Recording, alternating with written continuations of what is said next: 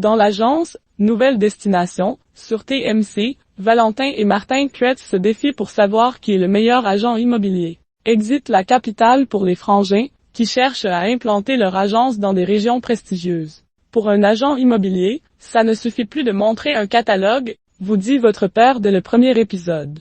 Comment jugez-vous l'évolution de votre métier? Valentin, ça va très vite, il faut constamment être à la page et regarder ce qui se fait à l'étranger pour toujours être en avance, parce que la concurrence est rude. On ne peut jamais se reposer sur ses lauriers. Martin, quand on vend une propriété aujourd'hui, on vend aussi la destination, la région, les expériences qu'il y a autour. C'est pour ça que l'on est toujours à la recherche d'un mode de vie à proposer aux clients autour des propriétés que l'on n'a point ici. Vous travaillez exclusivement en dehors de Paris, votre lieu de prédilection. Quelle est votre approche loin de la capitale? Valentin, chaque marché est différent et évolue à des vitesses différentes. Les cultures ne sont également pas les mêmes. C'est donc à nous de s'en imprégner, le plus vite possible d'ailleurs, parce qu'on n'a pas beaucoup de temps, pour ensuite dénicher les plus belles propriétés à vendre et à louer.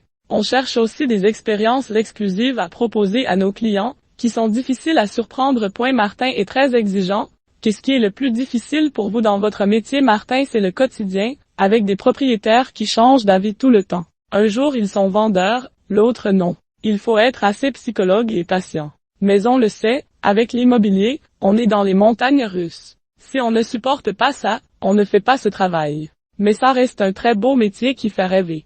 On a une chance incroyable. Il n'y a pas une journée qui se ressemble. Valentin, on est beaucoup plus dans l'estimation pour faire rentrer des mandats dans ce spin-off. Et dans le luxe, c'est beaucoup plus difficile de faire estimer un bien que dans l'immobilier classique. On ne fonctionne pas au mètre carré, il y a énormément de paramètres à prendre en compte.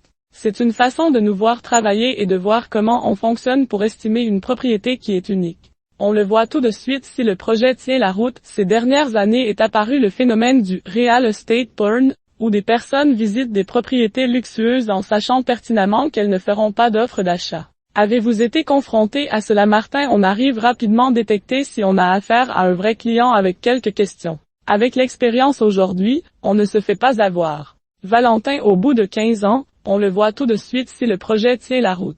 Dans le métier d'agent immobilier de luxe, une partie importante de notre travail est de qualifier les acheteurs, et ça, tous les agents immobiliers ne savent pas le faire. On ne fait pas rentrer n'importe qui chez n'importe qui. C'est dangereux et on n'a pas de temps à perdre.